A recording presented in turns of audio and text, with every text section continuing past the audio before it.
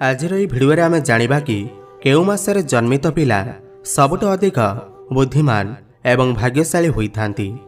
आजिर यह भिडियो देखिबा परे आपण बहुत किछि शिखिबा को पाई परिबे। ज्योतिष शास्त्र अनुसार जन्मर समय व्यक्तिर जीवन को बहुत मात्रा रे प्रभावित करिथाय, परंतु आपण मानकु जଣା अछि कि भाग्य कर्म उपर ही निर्भर करिथाय, किंतु किछि आमर पूर्वजन्मर कर्म उपर भी निर्भर करिथाय। जेमिति कि आपण देखिथिबे कि कौनसी पिला धनी घरे जन्म नहीं थाए तो केउ पिला गरीब परिवार रे जन्म नहीं थाए। एमिति काहेकि होई थाए कौन आपण केबे भाबिछंती कि? बंधुगण, यह आमर पूर्वजन्मर कर्म कारण होई थाए। जेउ लोक पूर्वजन्म रे बहुत पुण्य कर्म करिथांती एवं धर्मर मार्ग रे चली थांती, सही लोक धनी घरे जन्म नहीं थाए। एवं जे बहुत पाप कर्म करिथांती से गरीबी एवं दुख को साथी रे नहीं कर जन्म नहीं थाए। केवल एतिके नुहे, किछि लोक बहुत सुस्थ रही थांती तो किछि लोक बहुत बीमारी रही थांती। एही सब किछि ही आमर कर्म उपर निर्भर करिथाए। एवं जदि आमे चेष्टा करिबा तो आमे आमर जन्मर अवस्था बदलई पारिबा। एमिति होई पारे कि ग्रंथरे लेखा होइतिबा कथा सत हेउ एवं आमर पूर्वजन्म रे करा जाइतिबा पाप अनुसार आमर जन्म एही दुनिया रे होई थाउ। किंतु गोटे थर जदि आमे जन्म नहीं जानती तो आमर लक्ष्य, आमर ज्ञान एवं आमर कर्म आमको भाग्यशाली बनई देई थाए। एही कथा को आगो को बढ़ाइबा पूर्वरु जदि आपण केउ मासर जन्म होइथिबा पिला भाग्यशाली एवं बुद्धिमान होइथांती एही विषय रे भाबुछंती तो एही भिडियो आपणक पई बहुत महत्वपूर्ण साब्यस्त होई पारे। काहेकि ना अलग अलग मासरे जन्म होइथिबा पिलार भाग्य रे केउ प्रकारर परिवर्तन आसी पारे, यार एक संक्षिप्त विवरणी आपणकर पाखरे प्रस्तुत करा जाउछि। एहा पूर्वरु एही भिडियो रे आगो को कहा जाइतिबा तथ्य विषय रे जानिबा परे आपण आपणकर पिलांकु भाग्यशाली भाबिबाकु लागंतु। आमे आपणकु कहि देबाकु चाहुछु कि जेते भी महत्वपूर्ण तथ्य कहा जाउछि ताहा विभिन्न प्रकारर शास्त्र एवं ग्रंथर आधार रे कहा जाइअछि, किंतु यह संपूर्ण रूपे आपणकर कर्म एवं ज्ञान उपर निर्भर करिथाय। जदि आपण सही प्रकारर ज्ञान अर्जन करि न थांती तो आपणकर कर्म व्यर्थ होई जाय एवं सही समय रे आपणकर भाग्यशाली मासरे जन्म नेबा भी कौनसी कामरे आसीब नाही। एथिपाई केउ मासरे जन्मित पिला भाग्यशाली एवं बुद्धिमान होई थांती एही तथ्य विषय जानतु एवं आपणकर जीवन रे आसीबाकु थिबा समयर एक संक्षिप्त विवरणी विषय रे बुझी जांतु। एही आधार रे ज्ञान अर्जन करंतु एवं जीवन रे सफलता को सहज बनांतु। जेमिति कि आमे आपनको कहिलु कि आपणकर भाग्य आपणकर ज्ञान एवं कर्म उपर निर्भर करिथाय। एही कारणरु आपण केउ भी मासरे जन्म हुअंतु ना काहेकि जदि आपण सठिक ज्ञान अर्जन करिवे एवं सठिक कर्म करिवे तो आपण भाग्यशाली बनि पारिबे। किंतु केउ मासरे जन्मित पिलामानक पई जीवनर केउ रास्ता बहुत भल होई थाए, जहा द्वारा ताको जल्दी ही सफलता मिली पारिबो। यह जानिबा पई अलग अलग मासरे जन्मित पिलामानकर आगको आସୁଥିବା भविष्यत पई एक छोट भिडियो आपणक पई प्रस्तुत करा जाइछि, जाहाकु जानिबा परे आपण आपणकर पिलामानंकु उचित मार्गदर्शन देई पारिबे एवं ताकु जल्दी ही भाग्यशाली एवं सफल व्यक्ति बनई पारिबे।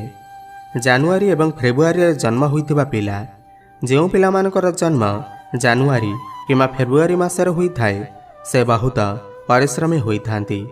एही मासरे जन्मित पिला छोट बयसरु ही तांकर भाग्य को बनैबारे लागि जांती। एही मासरे जन्मित पिला काहा उपरे भी भरोसा करि न थांती, जेउ कारणरु तांको सहित धोखा भी होई थाए, किंतु निजर जीवन रे बहुत सफल व्यक्ति होई जांती। निजर कठिन परिश्रम द्वारा से तांकर जीवन रे सफलता पाई थांती। मार्च एवं एप्रिल मासरे जन्म होइतिबा पिला, जेउ पिलामानकर जन्म मार्च किमा एप्रिल मासरे होई थाए से बहुत ही क्रोधित होई थांती। एमानकर भितरे बहुत आक्रोश रही थाए एवं एमाने एमानकर भाग्य को बनैबा पाई एमाने काहाकु भी क्षति पहुंचाई पारंती। एमाने एमिति व्यक्तित्व संपन्न होई थांती कि एमाने काहार होई न थांती, केवल निजर फायदा विषय भावी थांती एवं एथिपाई केते थर भूल निष्पत्ति मध्य नहीं जाई थांती। एही प्रकार पिला କାହାର କଥା ଶୁଣି ନଥାନ୍ତି। ସେମାନେ ନିଜର ସଫଳତା ପାଇଁ କାହାକୁ ବି କ୍ଷତି ପହଞ୍ଚାଇ ପାରନ୍ତି। ଏହି ମାସରେ ଜନ୍ମ ହୋଇଥିବା ପିଲା ବହୁତ ଶକ୍ତିଶାଳୀ ହୋଇଥାନ୍ତି। ମଇ ଏବଂ ଜୁନ୍ ମାସରେ ଜନ୍ମ ହୋଇଥିବା ପିଲା, ମଇ କିମ୍ବା ଜୁନ୍ ମାସରେ ଜନ୍ମିତ ପିଲା ବହୁତ ସାଦାସିଧା ହୋଇଥାନ୍ତି। ଏମାନେ କାହାର ବି ସାହାଯ୍ୟ କରିବା ପାଇଁ ଆଗକୁ ଗୋଡ଼ ବଢ଼ାଇ ଦେଇଥାନ୍ତି, ଯେଉଁ କାରଣରୁ ଏମାନଙ୍କ ସହିତ ବହୁତ ବେଶୀ ଧୋକା ବି ହୋଇଥାଏ। ଏହି ପ୍ରକାରର ପିଲା ସମୟ ଅନୁଯାୟୀ ଦୁନିଆର କଲ୍ୟାଣ କରିବାର ରାସ୍ତାରେ ଚାଲିଥାନ୍ତି କିମ୍ବା ବହୁତ ବେଶୀ ଧୋକା ହେବା କାରଣରୁ ଅଧର୍ମର ରାସ୍ତାକୁ ବାଛି ଦେଇଥାନ୍ତି। ଏହି ପ୍ରକାରର ପିଲାମାନଙ୍କର ଭାଗ୍ୟରେ ପ୍ରତିଟି ମୁହୂର୍ତ୍ତରେ ଧୋକା ଲେଖାଯାଇଥାଏ। କେତେଥର ସେମାନେ ଲୋକମାନଙ୍କର ସାହାଯ୍ୟ କରିବା ପାଇଁ ଆଗକୁ ଆସିଥାନ୍ତି, କିନ୍ତୁ ସେହି ବ୍ୟକ୍ତି ଏମାନଙ୍କୁ ଧୋକା ଦେଇଥାଏ। ଏହା ସତ୍ତ୍ୱେ କିଛି ପିଲା ଏମିତି ହୋଇଥାନ୍ତି ଯିଏ ଧର୍ମର ମାର୍ଗକୁ ଛାଡ଼ି ନଥାନ୍ତି ଏବଂ ସେହି ରାସ୍ତାରେ ନିଜର ଭାଗ୍ୟ ନିର୍ମାଣ କରିଥାନ୍ତି। ଏହାଛଡ଼ା କିଛି ପିଲା ଏମିତି ହୋଇଥାନ୍ତି କି ସେମାନେ ଧୋକାରେ ଆହତ ହୋଇକରି ଅଧର୍ମର ରାସ୍ତା ବାଛି ଦେଇଥାନ୍ତି। ଜୁଲାଇ ଏବଂ ଅଗଷ୍ଟ ମାସରେ ଜନ୍ମ ହୋଇଥିବା ପିଲା, ଯେଉଁ ପିଲାର ଜନ୍ମ ଜୁଲାଇରୁ ଅଗଷ୍ଟ ମାସରେ ହୋଇଥାଏ, ସେମାନେ ବହୁତ ହିଁ ସମ୍ବେଦନଶୀଳ ହୋଇଥାନ୍ତି। ଏହି ମାସରେ ଜନ୍ମ ହୋଇଥିବା ପିଲାମାନଙ୍କର ବ୍ୟକ୍ତିତ୍ୱ ବହୁତ ସରଳ ହୋଇଥାଏ। ସେମାନେ ବହୁତ ହିଁ ସୁଖଦ ଜୀବନ ବଞ୍ଚିଥାନ୍ତି। ସେମାନେ ଅନ୍ୟମାନଙ୍କର ସେବା କରିଥାନ୍ତି ଏବଂ କାହାର ଖୁସିରେ ନିଜର ଖୁସିକୁ ପାଇଯାଇଥାନ୍ତି। ଏହା ସହିତ ସେମାନେ ଅନ୍ୟମାନଙ୍କର କଲ୍ୟାଣ ପାଇଁ ବହୁତ ଭାଗ୍ୟଶାଳୀ ହୋଇଥାନ୍ତି। ନିଜର ପିତାମାତାଙ୍କ ପାଇଁ ଭାଗ୍ୟଶାଳୀ ହୋଇଥାନ୍ତି। ଏହି ମାସରେ ଜନ୍ମ ହୋଇଥିବା ପିଲା ଦୁନିଆ ସାରା ନିଜର ଖ୍ୟାତି ବଢ଼ାଇଥାନ୍ତି ଏବଂ ଆଗକୁ ବଢ଼ିଥାନ୍ତି। ସେପ୍ଟେମ୍ବର ଏବଂ ଅକ୍ଟୋବର ମାସରେ ଜନ୍ମ ହୋଇଥିବା ପିଲା, ସେପ୍ଟେମ୍ବର ଏବଂ ଅକ୍ଟୋବର ମାସରେ ଜନ୍ମ ହୋଇଥିବା ପିଲା ବହୁତ ହିଁ ଭଲ ସ୍ୱଭାବର ହୋଇଥାନ୍ତି। ଏହି ମାସରେ ଜନ୍ମ ହୋଇଥିବା ପିଲା ଈଶ୍ୱରଙ୍କ ଉପରେ ଭରସା ରଖିଥାନ୍ତି ଏବଂ ବିନା ଛଳ କପଟରେ ନିଜର କାର୍ଯ୍ୟକୁ କରିଥାନ୍ତି ଏବଂ ଫଳର ଚିନ୍ତା ଈଶ୍ୱରଙ୍କ ଉପରେ ଛାଡ଼ି ଦେଇଥାନ୍ତି। ଏହି ମାସରେ ଜନ୍ମିତ ପିଲା ନିଜର ମାତାପିତା, ଭାଇ ଭଉଣୀ, ପତ୍ନୀ ଯେମିତି ଘରର ସମସ୍ତ ସଦସ୍ୟଙ୍କ ପାଇଁ ଗର୍ବର କାରଣ ବନିଥାନ୍ତି। ନଭେମ୍ବର ଏବଂ ଡିସେମ୍ବର ମାସରେ ଜନ୍ମ ହୋଇଥିବା ପିଲା, ଏହି ମାସରେ ଜନ୍ମ ହୋଇଥିବା ପିଲା ବହୁତ ସ୍ଥିର ଏବଂ ଧୈର୍ଯ୍ୟ ସ୍ୱଭାବର ହୋଇଥାନ୍ତି। ଏହି ପ୍ରକାରର ପିଲାର ଜୀବନରେ ଅନେକ ସମସ୍ୟା ଆସିଥାଏ, କିନ୍ତୁ ସେ ନିଜର ଧୈର୍ଯ୍ୟ ଏବଂ ସ୍ଥିର ସ୍ୱଭାବ କାରଣରୁ ସବୁଠୁ ସହଜରେ ସମସ୍ୟାରୁ ବାହାରି ଯାଆନ୍ତି।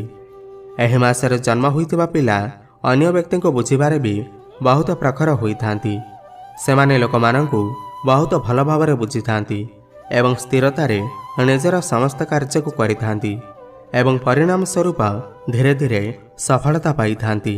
ତେବେ ଆପଣ କେଉଁ ମାସରେ ଜନ୍ମ ହୋଇଥିଲେ ଆମକୁ ନିଶ୍ଚୟ କମେଣ୍ଟ କରି ଜଣାଇବେ ଏବଂ ଭିଡ଼ିଓକୁ ଗୋଟେ ଲାଇକ୍ କରିବେ ଏବଂ ଭକ୍ତିର ସହକାରେ କମେଣ୍ଟ ବକ୍ସରେ ଜୟ ଶ୍ରୀକୃଷ୍ଣ ଅବଶ୍ୟ ଲେଖନ୍ତୁ।